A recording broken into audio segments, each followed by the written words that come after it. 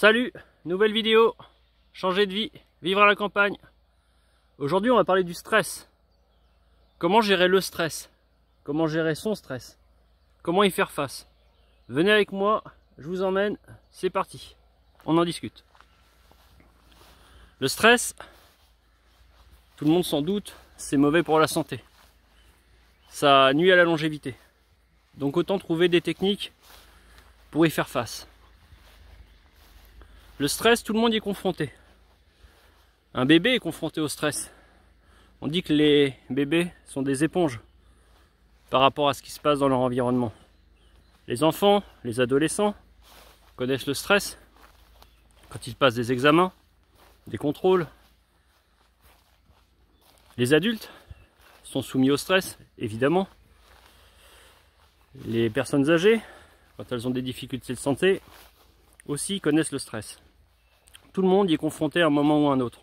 Dans son travail, dans sa vie personnelle, quand on a un gros projet, qu'on veut changer de vie, tout simplement quand on fait du sport, le stress physique, physiologique pour le corps, et tout simplement quand on fait un déménagement. Un déménagement, c'est une des étapes de la vie les plus stressantes selon différentes études. Incroyable. Donc vous avez un stress physique quand on pense au sport, à l'entraînement, un stress psychologique, la fameuse charge mentale.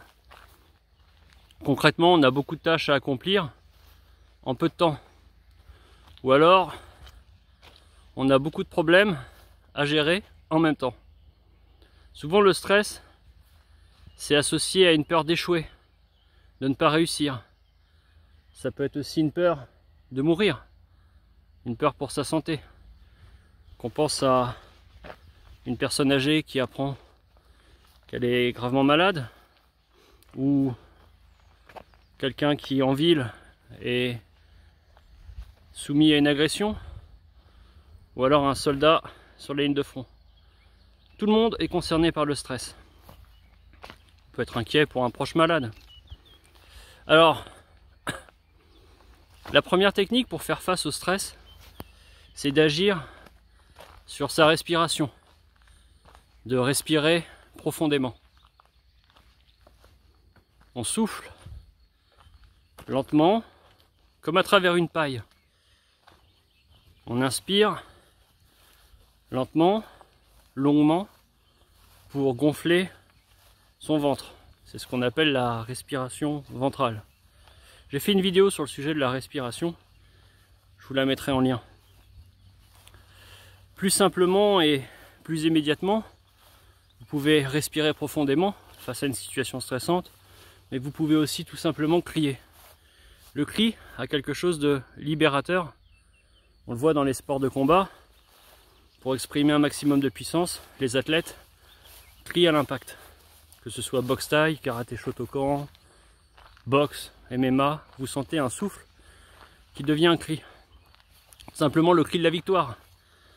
Un coureur de 100 mètres va crier de joie après avoir réussi sa course. Parce que la situation était stressante et il a besoin d'exploser. Une autre technique pour faire face au stress quotidien, c'est de dormir assez, dans de bonnes conditions. Faire des siestes courtes, des siestes parking, pendant 20 minutes. Vous mettez un réveil, vous utilisez la technique de l'armée américaine pour vous endormir en 2 minutes. Et cela vous permet de faire face plus facilement au stress du quotidien.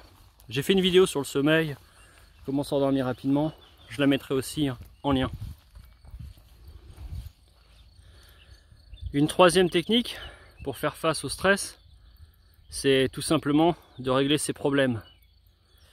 Pour cela, il faut être organisé, il faut planifier, écrire ses pensées peut aider aussi.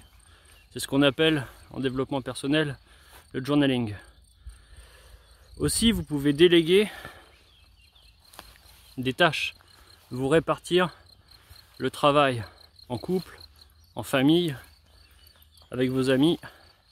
Quand on est face à des situations stressantes, bien souvent c'est qu'on a beaucoup de problèmes à gérer en même temps ou beaucoup de tâches à faire en peu de temps. Et donc plus on est organisé, plus on délègue, plus on se répartit le travail et plus c'est facile de régler le problème qui cause la situation stressante. Il faut évidemment lutter contre la procrastination.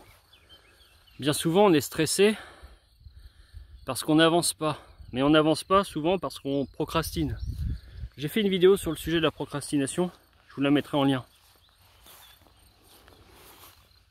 Alors, une technique supplémentaire pour faire face au stress, aux situations stressantes, eh bien c'est de relativiser, de lâcher prise. La situation que vous vivez et qui vous stresse, vous l'avez déjà probablement vécue auparavant et vous vous en êtes toujours sorti. Il n'y a aucune raison pour que cette fois-ci ce soit différent. Vous allez vous en sortir. Je pense par exemple aux situations de stress au travail. Quelqu'un arrive, vous donne un dossier. Évidemment, tout a été fait mal. Et vous récupérez quelque chose à gérer. Un problème, une difficulté. Évidemment, ça arrive vendredi à 16 h. Et vous vous dites, oh là là, mais comment je vais faire pour m'en sortir? Et à chaque fois que vous avez connu ces situations-là, vous avez toujours trouvé les techniques pour y faire face. La plus célèbre d'entre elles, c'est d'appliquer la loi de Pareto. 20% des efforts vont générer 80% des résultats. Et donc, pour faire face à une situation stressante qui nécessite en fait de lâcher prise, c'est de vous dire, je vais faire le maximum que je peux aujourd'hui, ce vendredi soir, et je terminerai lundi en arrivant au travail. Commencer par les tâches les plus difficiles vous aide à gérer ce stress, cette charge mentale que vous avez et qui vous préoccupe à longueur de temps. Autre technique pour faire face au stress, c'est, comme je le fais maintenant, d'aller marcher dans la nature autant que possible, aussi souvent que possible. Marcher dans la nature, ça vous aide à vous défouler, respirer, réfléchir, vous reconditionner. Vous pouvez aussi courir si c'est une activité que vous appréciez. Parce que la course à pied, elle va vous amener à respirer, à souffler. Et ainsi vous allez physiquement agir sur un stress d'ordre psychologique. Vous avez aussi la possibilité de vous étirer, faire du stretching. Détendre le corps permet de détendre l'esprit. On ne regrette jamais d'être allé courir. Par contre, on regrette souvent de ne pas y être allé. Nouvelle technique supplémentaire pour faire face au stress, tout simplement vous déconnecter de ce qui vous stresse.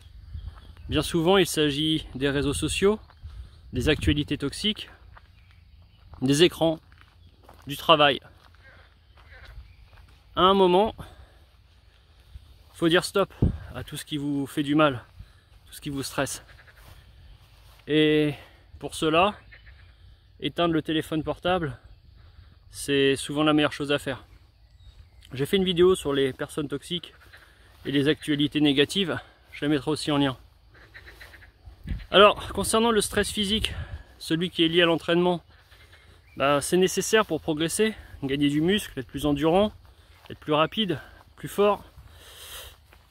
Mais quand on est en charge d'un gros projet, qu'on veut changer de vie, s'installer à la campagne par exemple, vous allez avoir énormément de choses à prévoir, à anticiper. Et donc c'est stressant. C'est pas forcément le meilleur moment pour vous entraîner 7 jours sur 7, pour faire des exercices intenses, du HIIT, prendre des haltères très lourdes, jeûner, sauter des repas, faire du jeûne intermittent.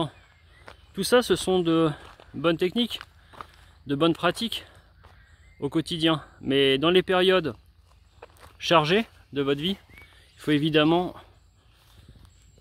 réduire l'énergie que vous consacrez à l'activité physique ou que vous demandez à votre corps. Le jeûne intermittent, ça peut avoir des effets très intéressants sur la longévité, sur la santé, sur la gestion du poids, mais c'est fatigant. Donc, ne pas en faire trop. Enfin, pour finir, pour gérer le stress, en particulier quand on a un travail très prenant, très exigeant, et qu'on a de grosses ambitions personnelles, changer de vie, déménager à la campagne par exemple, il faut prendre du temps pour soi parfois. Il faut être capable de penser à autre chose que produire, générer, engendrer, créer. C'est difficile parce que plus vous voulez accomplir quelque chose, plus il faut vous y consacrer en temps et en énergie. Mais il faut être capable de pouvoir faire autre chose, rire, s'amuser, se divertir. Abonnez-vous, likez, commentez, partagez. Ça m'encourage et soutient le projet. D'avance, merci. A plus!